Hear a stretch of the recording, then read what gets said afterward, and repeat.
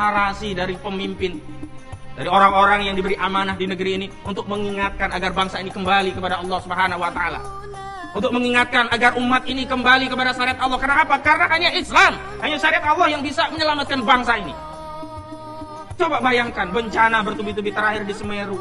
Ketika ada anak bangsa bahu-membahu ingin saling membantu, masih ada saja narasi yang ingin mengkriminalisasi, menghalangi proses anak bangsa untuk saling tolong-menolong hanya karena dalih itu ex-ormas tertentu yang sudah dibubarkan dan sebagainya. Sekarang saya mau tanya, apa prestasi saudara Joko Widodo selama memimpin? Selain apa? Memasukkan semua ulama-ulama ke penjara. Berapa ulama-ulama yang dipenjara di era rejim Jokowi ini?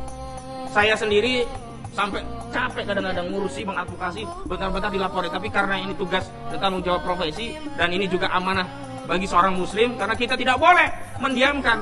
Saya keliling Jawa Timur, saya katakan, Ustadz Farid Ahmad Ubah itu saudara kita, karena dia muslim. Ustadz Zain Ahmad Zain Anaja saudara kita. Ustadz Anum Alhamad saudara kita. Jangan sampai di tengah kita umat Islam ini, karena merasa bukan kelompoknya, bukan organisasinya, bukan dari golongannya, melepaskan saudara kita untuk dihajar oleh rejim yang zalim ini. Suatu saat kalau Anda diam terhadap ustadz-ustadz kita ini, pada saatnya, pada gilirannya, Anda juga yang akan dikriminalisasi. Dan saya ingin mengajak kita semua untuk kembali kepada keadilan. Keadilan yang hakiki. Keadilan itu adalah terma yang memiliki definisi, bukan terma yang netral. Tidak, keadilan itu punya definisi.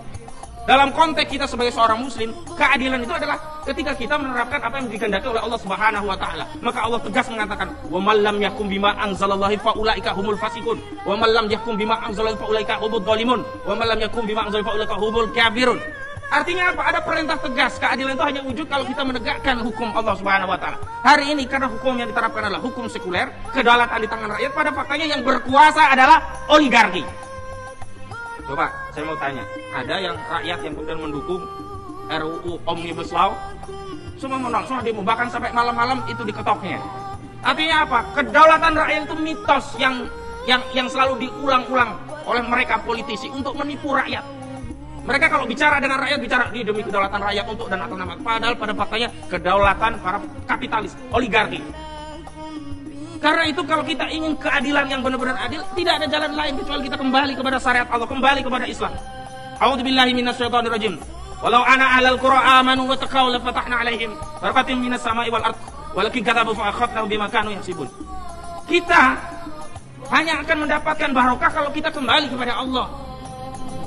Kita hanya akan mendapatkan rahmat dari Allah berupa hukum yang adil kalau kita mengikuti apa yang ditentukan oleh Allah Subhanahu wa taala. Maka dalam refleksi akhir tahun ini, selain bicara ketidakadilan hukum, saya juga bicara tentang bagaimana umat ini kembali kepada hukum yang benar-benar adil, hukum yang benar-benar diamanahkan melalui Rasulullah SAW, hukum yang Allah sendiri mengatakan alfa hukmal jahiliyatu yabghun wa man ahsanu minallahi hukmal liqaumin yuqinun.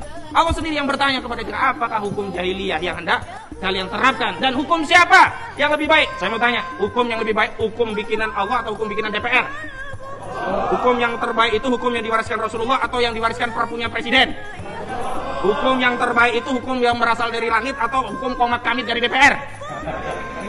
Karena itu kita harus kembali kepada perintah Allah. Sekarang Ustaz Eka manusia, saya manusia. Apa hak Ustaz Eka minta perintah saya? Hari ini kita diperintah dengan sama manusia yang mereka mengatasnamakan legislatif. Mereka yang kemudian tidak pernah membuka Al-Quran dan As-Sunnah. Mereka yang kemudian memerintah dan melarang manusia, bahkan memberi sanksi bagi orang yang melanggar perintah mereka. Padahal Allah tidak memerintahkan itu. Hari ini misalkan riba sudah luar biasa dahsyat. Utang kita, Ustaz Ishak nanti bisa dirinci lagi, sudah di atas 6.700 triliun. Itu utang ribawi semua. Padahal Allah Subhanahu wa taala tegas melalui lisan Rasulullah sallallahu alaihi wasallam. Beliau bersabda, "Ar-riba salasuna wa sab'una baban, aisaru ayam filar rajul ummah." Ini dosa riba yang paling rendah, paling kecil bahayanya. Itu seperti ibu kandung zina dengan anaknya, anak laki-laki zina dengan ibu kandungnya. Hari ini sistem ekonomi kita justru ditopang dengan sistem ribawi. Bagaimana bangsanya akan berkah? Bagaimana keadilan akan turun dari langit? Bagaimana tidak ada harmonisasi di antara kita, yang ada konflik? Terus kenapa? Karena kita menentang apa yang sudah ditentukan oleh Allah Subhanahu wa taala. Jadi terakhir dalam suruhan saya berulang kali menyampaikan bahwa saya advokat sekaligus pejuang khilafah. Tidak ada jalan lain kepada umat lain selain kembali kepada syariat, dan tidak ada metode baku untuk menegakkan syariat selain institusi khilafah. Dan Rasul, antum sekalian punya Rasul Muhammad sallallahu alaihi wasallam. Muhammad SAW menjanjikan kepada antum semua al-khilafah ar-rasyyidah saniyah. Lalu antum lebih percaya kepada orang politik, percaya pada pilpres, percaya pada DPR, mereka yang selama ini berkhianat kepada rakyat. Dan saya menyeru kepada kita semua untuk kembali menerima, menyongsong janji dari Rasul yang tidak mungkin Rasul itu berdusta pada kita. Takunun nubuwatu fikum masyaallah antakun summa yarfa wa idza sa'a yarfa summa takunu mulkan adon wa takunu masyaallah ayakun summa yarfa idza sa'a wa yakunu mulkan jabriyatan wa yakunu masyaallah ayakun summa yarfa idza sa'a yarfa summa takunu khilafatan ala minhajin nubuwah. Periode kehidupan dahulu ada pada periode kenabian, kemudian atas kehendak Allah kenabian diangkat, kemudian ada kekhilafah alamin haji nubuwah, atas kehendak Allah itu ada dan atas kehendak Allah juga akan dicabut, kemudian ada mulkan aldon, atas kehendak Allah ada dan Allah juga berkehendak akan cabut, kemudian ada mulkan jabriyatan, dan hari ini kita sudah ada di periode mulkan jabriyatan.